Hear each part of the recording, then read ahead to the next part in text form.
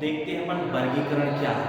तो वर्गीकरण में होता है कि समान यानी जो आपके पास डाटा है सही नहीं है उनको सरल और व्यवस्थित, उनको सरल और व्यवस्थित तरीके से रखना क्या कहलाता है? वर्गीकरण या बांटना। दोनों चीजें हो सकती हैं, उनको अपन वर्गीकरण कह सकते हैं। अब वर्गीकरण में के आखिर उद्देश्य क्या है तो देखें, तथ्यों को सरल रूप में प्रस्तुत करना। तो वर्गीकरण में क्या होता है कि जो अपना डाटा है उनको सरल रूप में अपन क्या कर सकते हैं? प्रस्तुत कर सकते हैं। दूसरा, समानता व असमानता को स्पष्ट करना। वर्गीकरण में समानता और असमानता दोनों साफ साफ दिखाई देते हैं, यानी उनको स्पष्ट हो जाता कि ये समान है और ये असमान है। जैसे अपन देखें तो एक मोहल्ला ले लें, मोहल्ला यानी इस मोहल्ले का डाटा है, इसको किस प्रकार से वर्गीकृत किया जाए? तो मोहल्ले में होती है एक तो स्त्री और पुरुष। पहले इनको देखें कि स्त्री और पुरुष। अब वर्ग के हमेशा दो उपवर्ग होते हैं, ये भी दो उपवर्ग कौन से? एक तो स्त्री और दूसरा पुरुष। ये दो वर्गों में बांटा गया। फिर हम इन स्त्रियों में देखते हैं कि स्त्रियों में विवाहित और दूसरा अविवाहित, यानी स्त्री को भी अपन ने दो भागों में बांटा, एक तो अविवाहित और विवाहित। उनमें विवाहित कितनी है और अविवाहित कितनी है। अब ऐसे पुरुषों में देखें तो इसके दो वर्ग बनाते हैं, एक तो विवाहित और दूसरा अविवाहित। ठीक है, तो मोहल्ले का एक डाटा आपको दिया गया है, उसका वर्गीकरण आप कैसे करते हैं? तो उसमें अपन निकालते हैं स्त्रियां और पुरुष। उन स्त्रियों में कौन सी अविवाहित है और कौन सी विवाहित है। अब उन पुरुषों में देखें तो कौन सी विवाहित और कौन से अविवाहित है। अब देखें अविवाहित में के भी दो वर्ग बनाए, तो शिक्षित और अशिक्षित, यानी दो इसमें हो गए, एक तो शिक्षित और एक अशिक्षित। इसी प्रकार विवाहित में देखें शिक्षित और अशिक्षित। तो देखो पहले स्त्रियों का हमने दो वर्ग बनाए, एक तो अविवाहित दूसरा विवाहित। अब अविवाहित में देखें तो शिक्षित कितनी है? शिक्षित और अशिक्षित।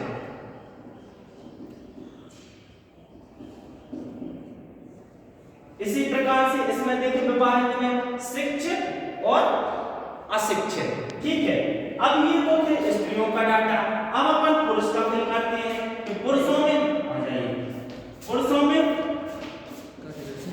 शिक्षित कितने हैं और कितने अशिक्षित हैं?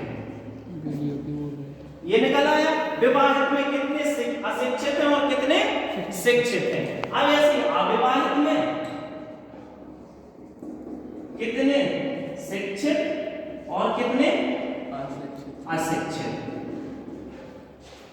तो देखें, यानी वर्गीकरण का ही मुख्य उद्देश्य ये होता है कि जो आपके आंकड़े आपको दिए गए हैं उनको सरल और व्यवस्थित, कैसा सरल और व्यवस्थित तरीके से कैसे रख सकते हैं, यही है वर्गीकरण। जैसे मोहल्ले का आपको डाटा दिया, उसमें आपको वर्गीकरण किस प्रकार से करेंगे? मोहल्ले में देखेंगे स्त्रियां कितनी हैं और पुरुष कितने हैं।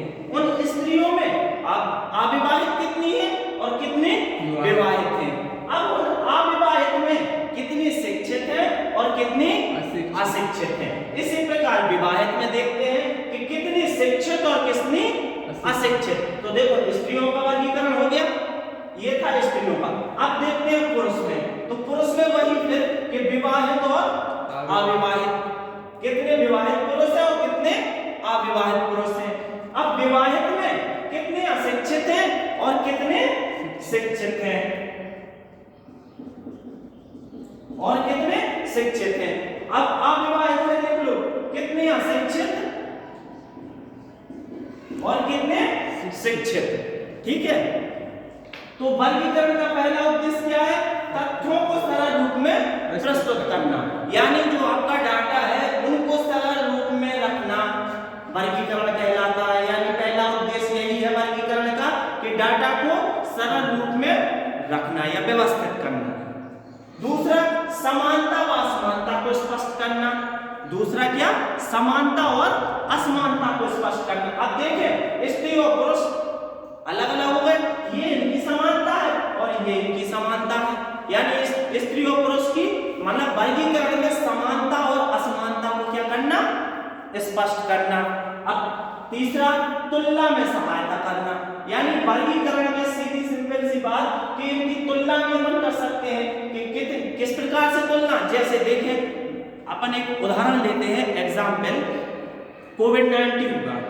कोविड-19 हुआ तो कोविड-19 की हमें डोज लग रहे हैं यानी टीके आ गए। तो देखें जिन लोगों को टीका लगा, जिन लोगों को उसका टीका लगा और जिन लोगों को उनका टीका नहीं लगा, तो जिनको टीका लगा और जिनको नहीं लगा उनमें से कौन से ज्यादा संक्रमित थे? टीके वाले के जिनको टीका नहीं लगा वो संक्रमित ज्यादा थे कि जिनको टीका लगा वो संक्रमित ज्यादा थे। तो ये यहां से क्या हो जाता है वर्गीकरण से? तुलना में सहायता। क्या हो जाता है? तुलना में सहायता। दूसरा पारस्परिक संबंध स्पष्ट करना। अब किस प्रकार से पारस्परिक संबंध? ये देखो जैसे स्त्रियों में कितने शिक्षित और कितने अशिक्षित हो गए थे और उसी प्रकार से पुरुषों में कितने शिक्षित और कितने अशिक्षित, यानी किसमें? पारस्परिक संबंध। अब जो संबंध कैसा कि शिक्षित कितने थे उनका अलग और अशिक्षित कितने थे उनका अलग। ये तो चौथा उद्देश्य क्या था? पारस्परिक संबंध स्पष्ट करना। पांचवा एक मानसिक चित्र प्रस्तुत करना। अब मानसिक चित्र कैसा? जैसे आपको डाटा दिया गया था पूरा मोहल्ले का, तो उसका एक आपने स्केच बना दिया, वर्गीकरण करके क्या किया? एक स्केच बनाया कि उनमें स्त्रियां कितनी और पुरुष कितनी। वही है सिंपल सी कि अविवाहित विवाहित, पुरुषों में विवाहित कितने अविवाहित थे, उन अविवाहित में कितने शिक्षित कितने अशिक्षित थे, विवाहित में कितने शिक्षित कितने अशिक्षित। तो मतलब सीधा सिंपल सा है कि वर्गीकरण द्वारा आंकड़ों का जो स्ट्रक्चर तैयार किया जाता है यानी चित्र तैयार किया जाता है वो कैसा? मानसिक चित्र। यानी आपको वो अपने मन यानी दिमाग में क्या हो जाएगा? एक स्ट्रक्चर बन जाएगा। अगर आपसे पूछा तो इन आंकड़ों को आप उस तरीके से व्यवस्थित करके एक मानसिक चित्र तैयार कर सकते हैं जिसको आपको उनको देखने में या उनको हल करने में कोई कठिनाई ना हो। यही है वर्गीकरण में कि एक मानसिक चित्र प्रस्तुत करना। और छठवां कि सारणीय का आधार प्रस्तुत करना।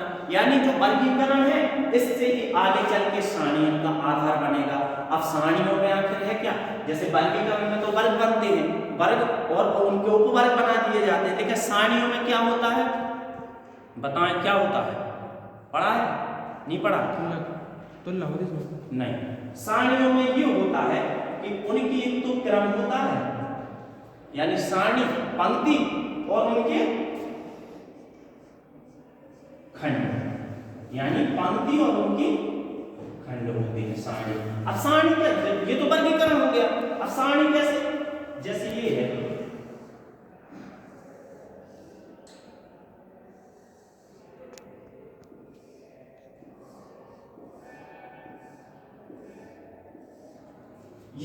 ये क्या है? सारणी। जैसे इसमें लिखते हैं अपन, इसमें आ जाएंगे अपने क्या? जनसंख्या। यहाँ पे जनसंख्या आ गई, यहाँ लिख देंगे कि कितनी किस जगह की कितनी जनसंख्याएं हैं। तो मतलब सारणी वर्गीकरण ही सारणी का एक आधार है। वर्गीकरण से ही क्या बनती है? सारणी बना सकते हैं अपन। वर्गीकरण का ही आधार सारणी है। ठीक है, तो वर्गीकरण समझ में आया भैया कि क्या है आखिर वर्गीकरण? क्या है वर्गीकरण? पहले तो इसको मतलब डिवाइड करते हैं, कितने शिक्षित हैं कितने शिक्षित हैं, फिर आए हुए हैं तो अवाहित तो उनको भी डिवाइड करते हैं कि शिक्षित हैं अशिक्षित। उन्हीं के अंतर्गत जो निकलते हैं मतलब अशिक्षित उनकी काउंट कर लिया जाता है, जो अशिक्षित होते हैं उनको भी काउंट कर लिया जाता है। देखो ये तो था एग्जाम, लेकिन अगर अपन को लिखना है, अगर अपन को लिखना है तो क्या लिखेंगे कि वर्गीकरण वह आधार है, यानी सांख्यिकी का वर्गीकरण वह आधार है जिसमें समंकों को कैसे सरल और व्यवस्थित सरल और व्यवस्थित रूप में वर्गीकृत यानी रख सकते हैं, वो वर्गीकरण कहलाता है। क्या? वर्गीकरण वह आधार है जिसमें समंकों को सरल और व्यवस्थित रूप में रख सकते हैं, वो है वर्गीकरण। ये थी सिंपल सी डेफिनेशन वर्गीकरण की। समझ में आया वर्गीकरण? मतलब वीडियो के साथ समझते चलना है, ऐसा नहीं कि आप वीडियो में ही लगे ना भैया कि वीडियो नहीं, आपके लिए ये पढ़ाया जा रहा है, ठीक है? तो साथ में ये पढ़ते जाए कि वर्गीकरण क्या है, समंकों को सरल और व्यवस्थित रखना, ठीक है? अब आप देखें तो आपको डाटा दिया गया है, उसका एक स्ट्रक्चर आपके सामने बना हुआ है। अब ये स्ट्रक्चर आपके जो यहाँ लिखा गया है कि मानसिक चित्र, तो आप इस स्ट्रक्चर के जरिए ये रख सकते हैं कि इतने पुरुषों में, अब जैसे अगर दे दिया जाए कि 1000 लोग थे इसमें, 1000 लोग थे, जैसे जनगणना हुई कि मोहल्ले में 1000 है। अब 1000 को हमने कहा तुमसे कि 700 पुरुष और 300 महिलाएं, 700 पुरुष और 300 महिलाएं, तो उन 300 महिलाओं में माना जाए कि इसमें से 100 अविवाहित और 100 200 नहीं होंगे फिर अविवाहित से। रुको, तो यहाँ पे विवाहित कितने हो जाएंगे? 200, अविवाहित 100 और विवाहित 200, ठीक है?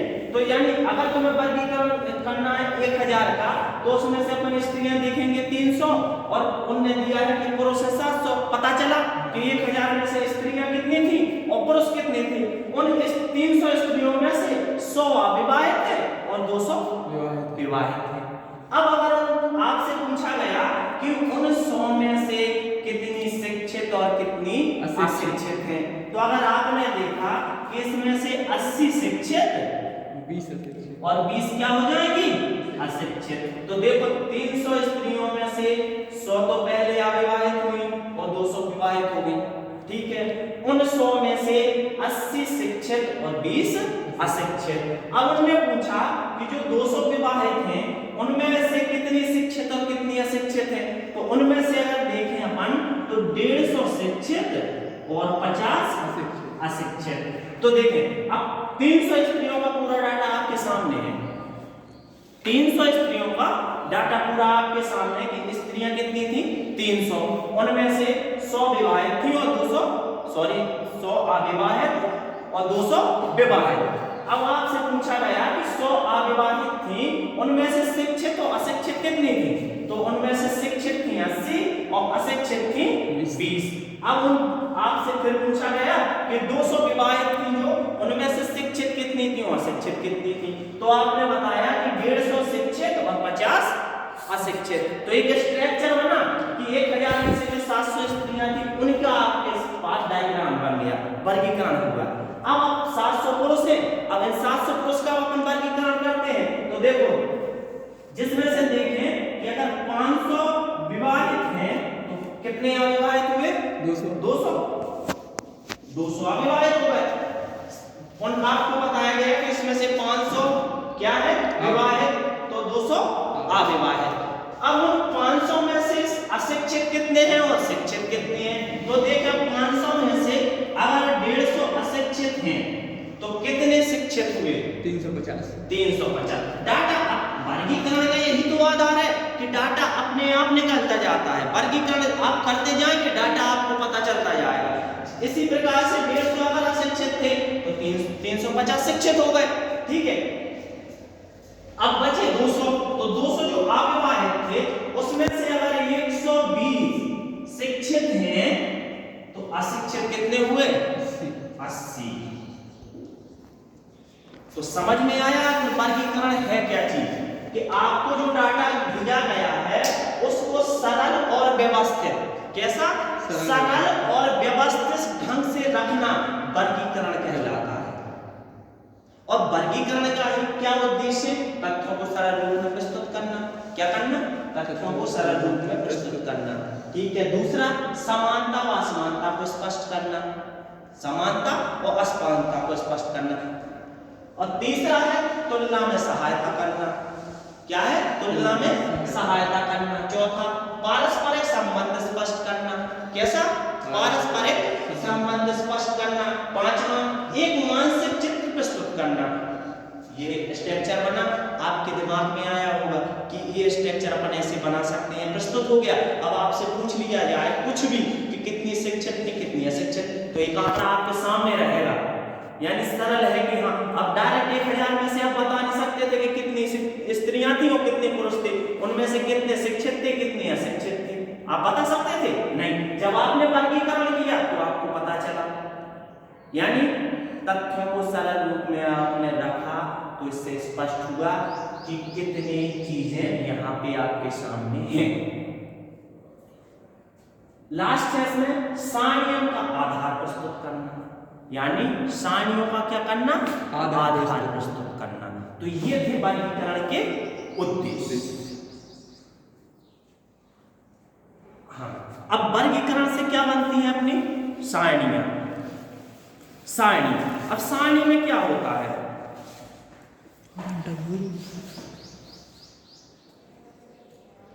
बहुत बड़ी वीडियो हो रही है सर। बड़ी होगी, कितनी बड़ी?